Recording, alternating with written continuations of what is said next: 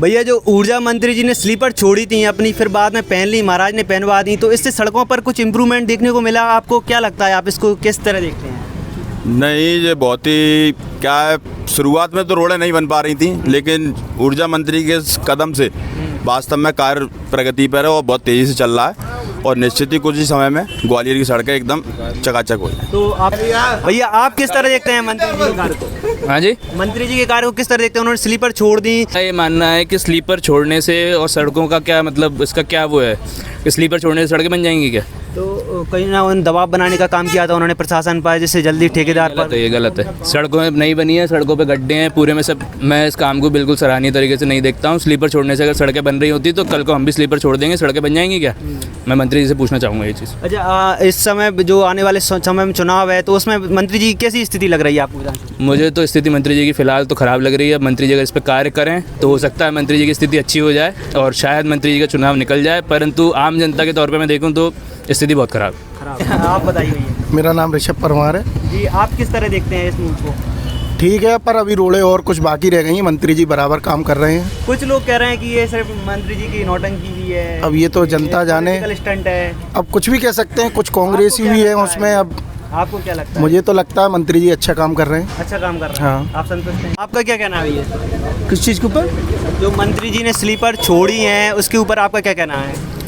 यार, मंत्री जी ने जो स्लीपर छोड़ी है मेरे को समझ में नहीं आ रहा है, कांग्रेस की सरकार है कि बीजेपी की सरकार है। जब आपकी सरकार बीजेपी की है और उसके बाद ही आप चप्पल छोड़ रहे हो, ये कर रहे हो, वो कर रहे हो, इससे कोई मतलब थोड़ा है। सरकार है, कमांड आपकी होना चाहिए। चप्पल छोड़ने का कोई मतलब थोड़ा है। कई बार मंत्री जी नाले में उतर तक के सफाई करते हैं, तो इसको कैसे? यार, इस नाले में घुसते हैं, उसके 4 दिन बाद जाके उस नाले को देख लो आप, कोई रिजल्ट नहीं निकल रहा। यार अगर मंत्री जी ही अगर सफाई करेंगे तो ये नगर निगम के कर्मचारी पर भर्ती क्यों करा रहे हो? इनकी छुट्टी करवा दो और 2 मंत्री और भी ले ले अपने साथ में, उनको भी लगवाओ। उनसे इन सब चीज़ों थोड़ा टीवी का स्टंट थोड़ा है यार।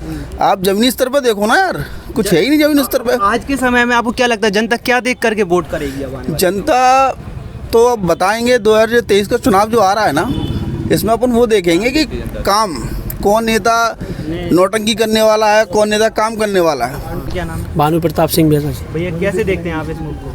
उसे अच्छा देख रहे हैं भाई साहब। अभी भी क्या है, मान लो पहले से रोडें सड़कें अच्छी नहीं थी, अब काफ़ी अच्छी है उनके प्रयास से, और आगे भी उम्मीद है कि उनके प्रयास से अच्छे काम होते रहेंगे।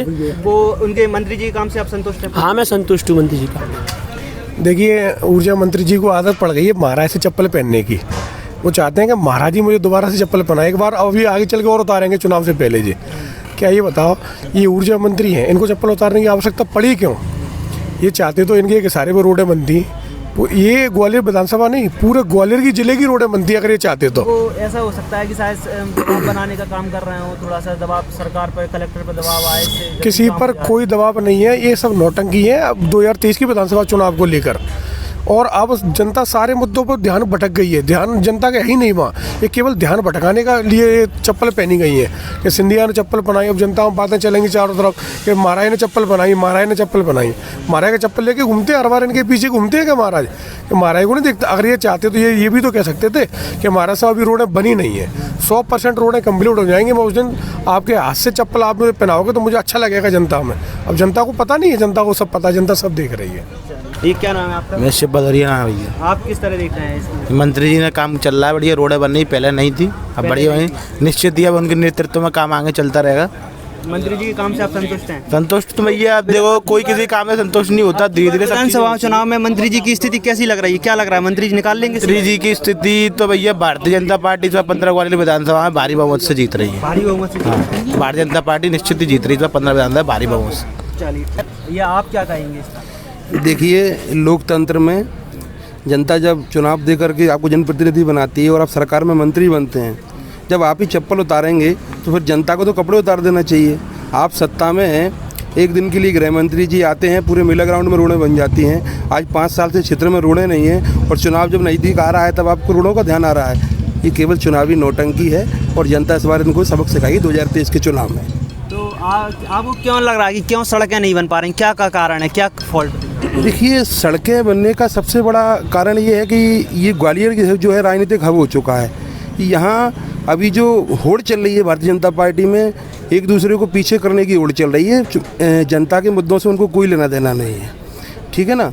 और रही चप्पल उतारने वाली बात, ये बेहुदा नाटक है और मंत्री जैसे संवैधानिक पद पर रह के आपको बिल्कुल शोभा नहीं देता कि आप इस तरह की नौटंकी जनता के सामने प्रदर्शित करें।